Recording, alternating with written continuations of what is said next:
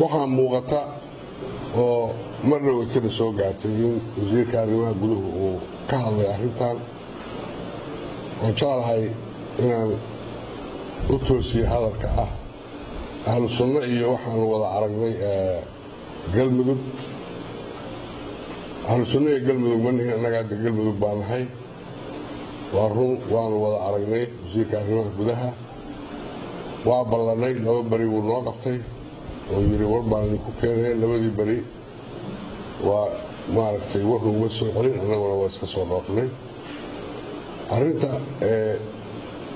hadda uu ku dhex jirana waxaan u arkaa inay tahay faragelin qayaxan taas oo ah midii horay golaha CIC markii 15 bishii hore 16 uu go'aan ka soo saaray ahayd faragelinta in laga daayo dowlad goboleedyada waxaan u sheegaynaa oo ku wargelinaynaa dowladda federaalka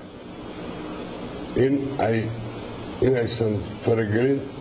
ku samaynin halkan galmudug waa xor baarlamaan bay leedahay wasiiray leedahay kabineed bay leedahay wax walbayna waxda go'aanada iyada gaaraysa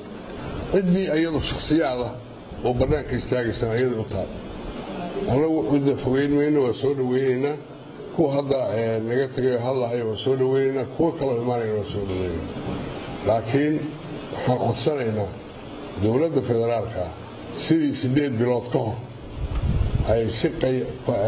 si qayaxan ay noo soo faragelisay inaysan mar labaad noo soo faragelin baan uga digaynaa waa uga digaynaa mar labaad mar saddexaad baan uga digaynaa